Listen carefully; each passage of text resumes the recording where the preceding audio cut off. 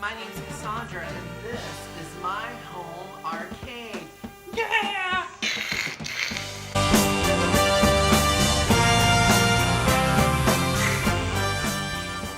The first game we're going to talk about is this dedicated 1991 Simpsons arcade game from Konami. Now, Konami made a number of dedicated four-player side-scrolling games from about 1989 through the early 90s, and they all shared a very similar cabinet. In fact, this cabinet is almost exactly like the cabinet from the classic Teenage Mutant Ninja Turtles game, other than the fact that the Simpsons version has two speakers for stereo compared to one speaker for mono that Turtles has. Now, if you wanted to play the Turtles game, you could easily do so just by replacing the main board in this game to a Turtles board, and then you'd be able to play Turtles. There's no difference in the wiring harness or anything like that. These Konami games are becoming quite popular and quite collectible. We purchased this one at an auction earlier in the year. We paid about $900 for it. It does need some work. The front has some damage that needs to be taken care of, and the side art is not in fantastic shape, so eventually we will replace that as well. There were also some tiny issues with the board when we first got it. The sprites were causing all these lines throughout all the images, and we've fixed it about 98%. Every once in a while you'll see one random little line next to one of the character sprites, especially if there's a lot of things going on screen at once. This game is a lot of fun. It's also very popular when we have people over for parties or get-togethers.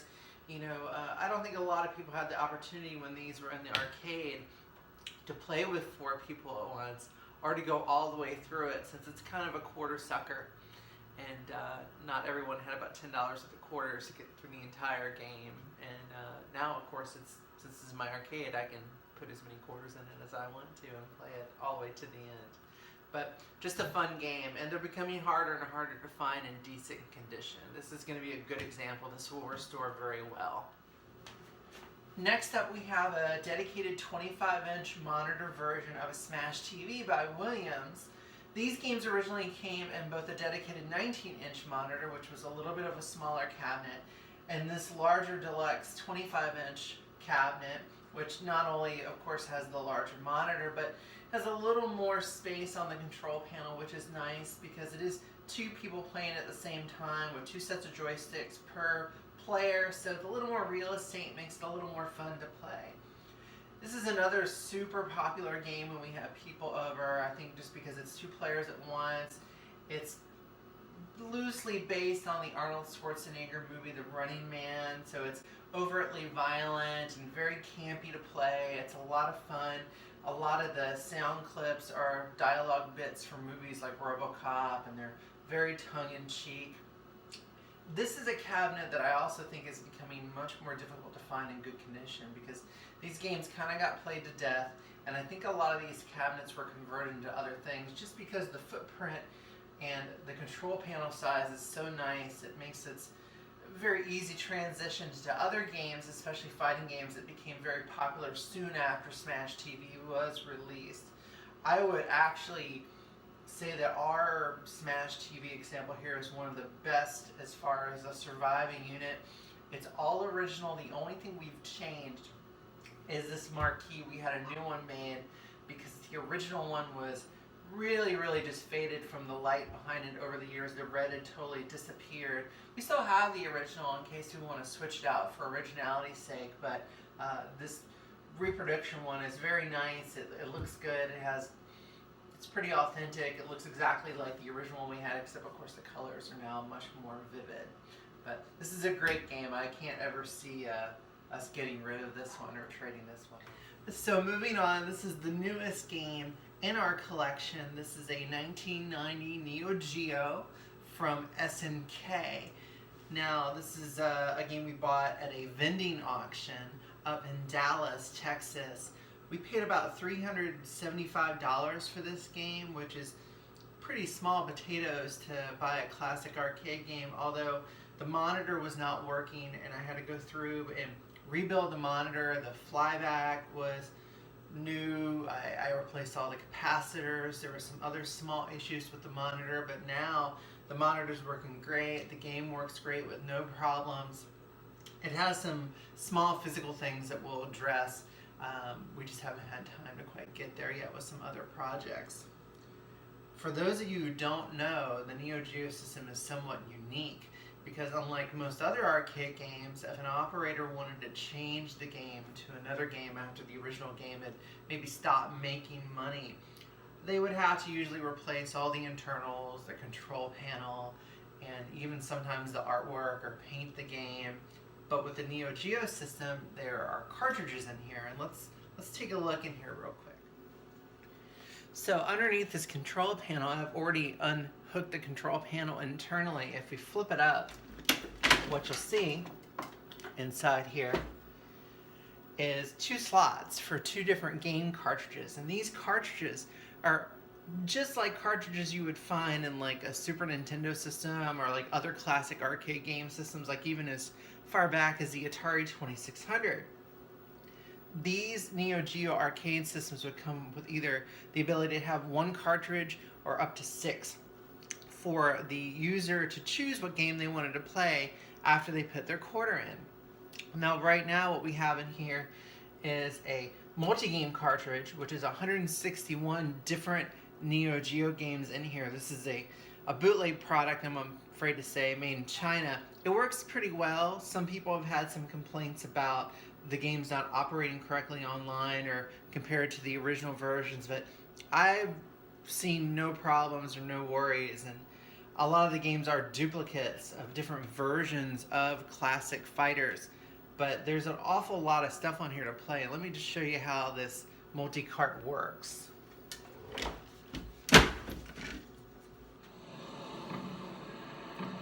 So currently, the Neo Geo is playing a Samurai Showdown game, but suppose I don't want to play Samurai Showdown. So what I'll do is hold down the first player button for about 5 seconds, and eventually what's going to happen is the game is going to reset and go back to the menu. And then from this menu, I just choose any game I want to play. So if I want to play, I want to play Shock Troopers, I just go there, push the A button, the Neo Geo BIOS will boot back up and load the game.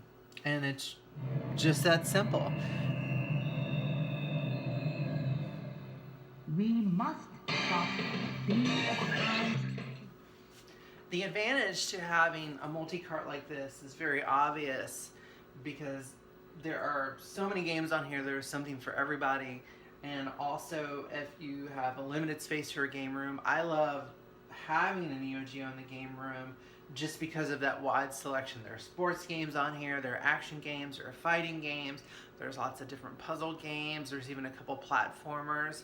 There are even a lot of other games that aren't on this multi-cart that are available, and Neo Geo games can be kind of expensive to collect, so having this multi-cart is just a great way to have a lot of flexibility in the collection. And most of the games are actually very, very good and very fun. This golf game, Neo Turf Masters, is actually one of my favorite, even though I'm not a golfer. It's just a really fun game to play. So if you don't have a lot of money and you wanted to get into arcade game collecting, or maybe you have limited space, I can't recommend getting a Neo Geo enough. It's just, they're affordable, they're pretty easy to maintain, and with the availability of these multi-carts, and there's even some newer multi-carts now available, it's just really easy to have a big variety in your arcade. Okay, let's move on to the next game. Okay, moving on, we're going to talk about this little buddy here. This is an Atari Centipede, but it's not like most Atari Centipede arcade games. Centipede was a very popular game made in 1980. It came available in a full-size cabinet like most traditional cabinets, and a smaller cocktail cabinet that you sit down on. This, however, is what they call a cabaret, or some people call it a mini. Now, the cabaret was intended to utilize less space, obviously, and I also feel like they made cabarets, and a lot of companies made cabarets, but not all games were available as cabarets. I feel like they made these a lot of times to be put into places that maybe didn't want the garishness of a full-size arcade game because they are a little more subdued. You could get side art for these as an extra decal, but most operators chose not to order those. The sides on the Atari ones are just a very subtle, at least for the 80s, wood grain side. The 19-inch monitor is the same as in the upright. The control panel, although smaller, still utilizes the same buttons. It's the same trackball. Internally, it's the same parts. The sound board, what they call the audio regulator board in an Atari game, and the main control board for the game are exactly the same as in the upright. The only thing that I think is really interesting, other than just the size, is the marquee, which is smaller. It's down here on the bottom, as well as the speaker. But these are neat games. They didn't make as many of the cabarets, as many of the full-size uprights, even with a big company like Atari. They made less than 4,000 of these compared to about 45,000 of the full-size Centipede upright games. So you're less likely to see these anymore, other than the ones that are in the hands of collectors. Okay, now we have another one that's kind of special. This is Stargate, which was the sequel to the classic game by Williams, Defender. This came out in 1981. They made a number of Stargates. Stargate was also very popular, not quite as popular as Defender had been. It's a very similar game to Defender, just with a few differences and better graphics.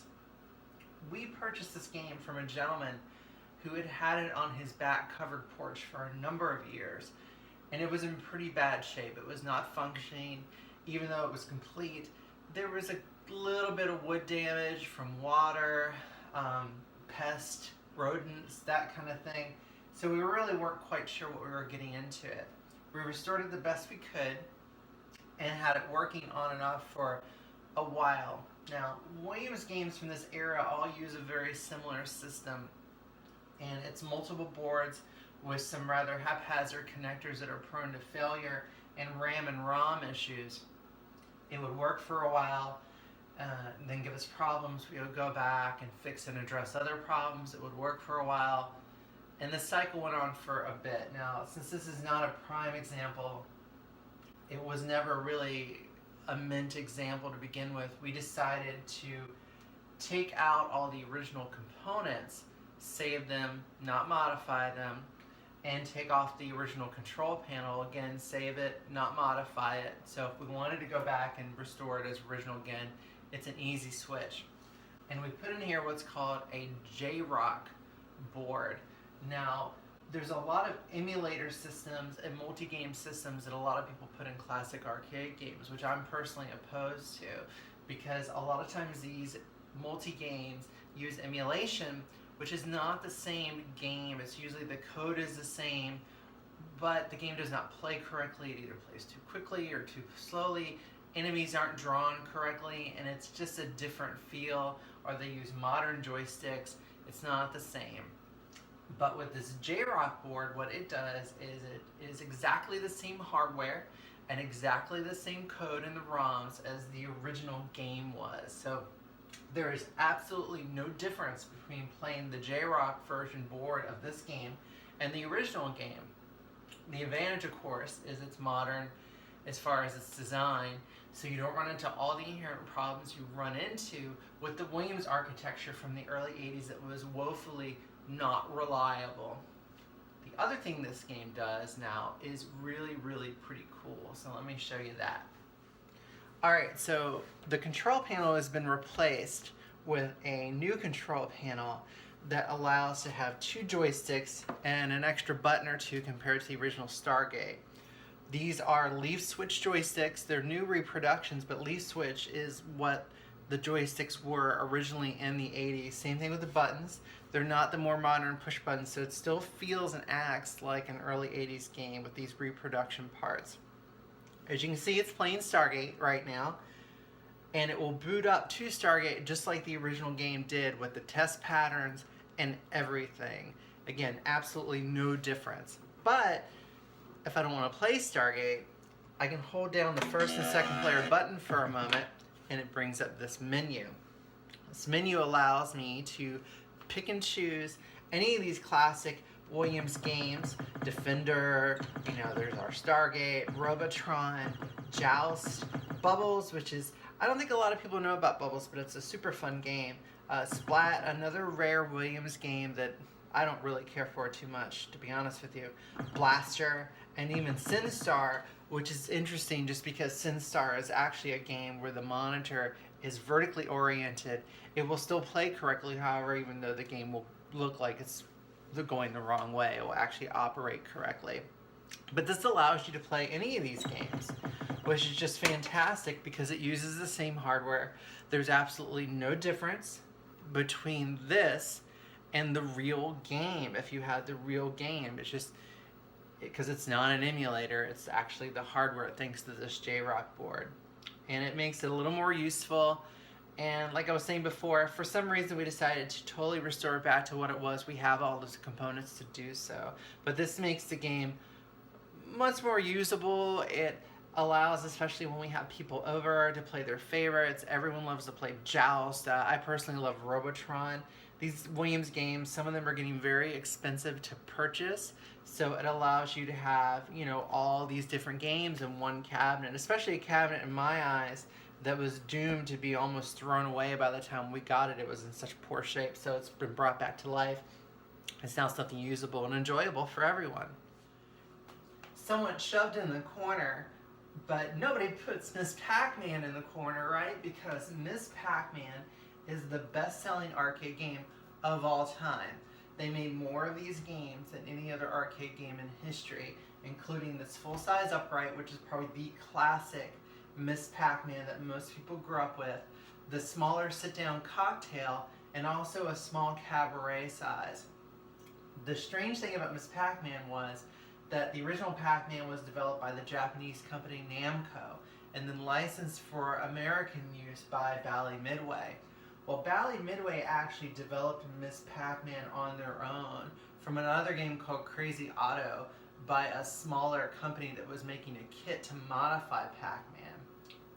So Miss Pac-Man, even though now we all think of it as the official sequel to Pac-Man, originally it wasn't quite official since Bally Midway did not necessarily have permission to make this game from Namco originally, but because it was such a huge hit, I'm sure Namco forgave them. With its added mazes and its better gameplay, I really feel like this is probably the best of all the arcade classics. And of course, that's a big, broad statement, but I just feel as a player, Miss Pac-Man is so revered and so loved. You'll still find these games at bars and at hotels and anywhere. Everyone knows this game. It's just so much fun. It's so perfectly balanced. It's truly the classic of classics. We purchased this one at a vending auction about a year ago. It's in average condition. We've done a few things to it. We replaced this control panel. The original one was fairly worn with cigarette butts and stains and all that kind of stuff that you get from years of play use. And I also replaced the wiring harness with the wiring harness from another Miss Pac-Man game. There were some wiring issues with this one that made it not so reliable. The side art is in not the best condition ever, but it is complete. I haven't really decided yet if I'm going to re-stencil this game or just maybe keep it as it is, as a tribute to a working game that has just been out there doing its thing for so many years. And of course you have the whole debate between originality and restoration. So as of right now, it's good as it is, and it's just a super fun game, and it's a game it's almost like the Beatles. It's just going to be around forever, this game. Next up, we're going to talk about the 1980 classic Tempest by Atari. For some of you who may not know, Tempest is what they call a vector game. It utilizes a vector or an XY monitor system. These monitors were thought at the time to be the future of arcade game technology for their ability to produce very sharp lines with no jagginess like you see in a traditional roster graphic. Also, their ability to produce very fluid animation. It's really kind of like almost the granddaddy of the polygon graphics system. Tempest was a very popular shooter thanks to its fast action and its spinner controller. It allows you to get around the board very quickly. This particular game we purchased from a gentleman who had owned it since 1985. He actually bought it from a Chuck E. Cheese that had gone out of business. In fact, the Chuck E. Cheese sticker for ownership is still on the top and the back of the game. It's in remarkably good condition for its age. Vector monitors have the reputation for being very unreliable, but we've gone through this one and added some more modern components to the monitor itself to make it more reliable and try to bulletproof it the best we can, and it's actually been very reliable for us. There's some small damage on the back of the cabinet and the sides that we may address at some point. I have a feeling it took a nasty drop at some point in its life, but it's not really super necessary, not high up on the scale. As you can see, especially when it's against the games, you don't even see the damage. But this is just a super fun game. Vector games are something a lot of arcade game collectors tend to gravitate towards just because they're so unique.